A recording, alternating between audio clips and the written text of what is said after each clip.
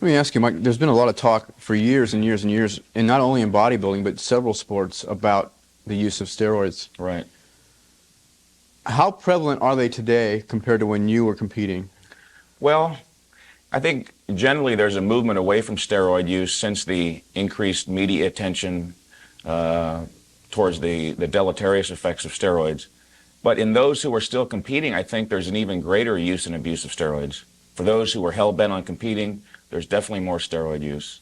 And even beyond steroids now, they're taking what's called growth hormone, which is not a steroid compound in itself, but does affect the body's rate of growth enormously, from what I hear. As far as giving you more size and bulk? More muscle mass. Okay. Do you feel they are necessary to compete on an international level with Mr. Olympia, the Lee Haneys of the world? Without a doubt. Not saying that Lee Haney does it, because I don't know if he does or does not, but I'm saying on that level.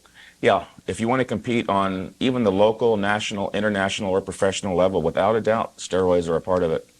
Are you saying it's pretty much necessary if you're going to be at the top of the heap in bodybuilding to pretty much use steroids only because everyone else is doing it? Yeah. Because that's the theory that you hear in other sports.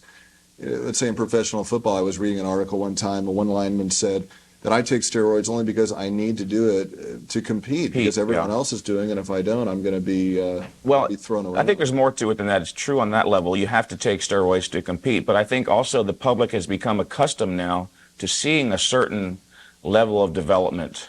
And without steroids, the standard would go backwards and the public would lose interest. And the guys like it too. It's not just because they want to compete on a certain level. There are many bodybuilders in the gyms who don't compete and still take steroids because they want a certain look. Mm-hmm. That's not to say all of them do, but quite a few. Mm-hmm. I think that one thing that needs to be touched on, though, is that I don't think people should get the idea that they can just take steroids and they're going to develop into these Greek gods. I mean, you've still got to train and diet intensely. And it should be stated to the general public that there is a definite health risk. I've been involved in bodybuilding for almost 30 years, and I've never met anyone, but that's not to say that there aren't those who haven't had health problems. I'm sure there are those guys out there who are taking many times the recommended daily dosage and are having problems. It just stands to reason that there's going to be somebody out there who does that. Mm-hmm.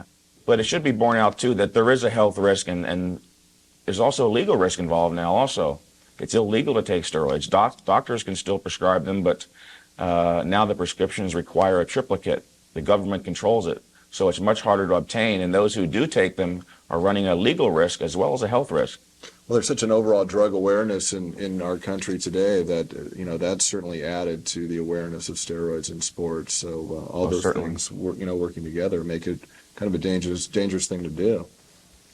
You mentioned also along the same lines with, I guess, growth hormone for the layman, including myself.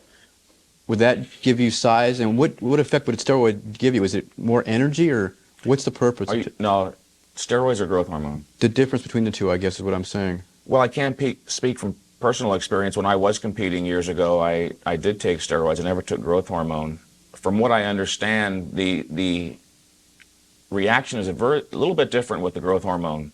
It operates on different bodily systems, and the results are not quite as evident initially as with steroids. As soon as they start taking steroids, there's a response. Growth hormone, it takes time.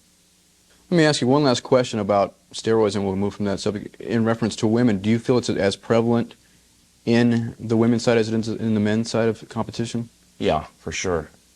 Again, among those who are competing, it's omniprevalent. They all take it, without a doubt. Can you mask it, as we've heard in the media? Well, it's interesting. Over the past 2 years, the International Federation of Bodybuilders, along with the National Physique Committee, have been testing competitors. But it's obvious to those who are in the know, who have the eye for these things, that they're still taking it. So they have somehow found a way to mask the test results.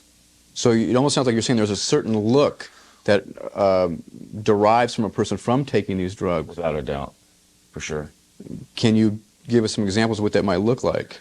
Well, the muscle tends to have a more swelled, even at times bloated look, and the veins actually become almost grossly enlarged. One of the side effects of steroids is that it increases blood volume by up to 2 pints.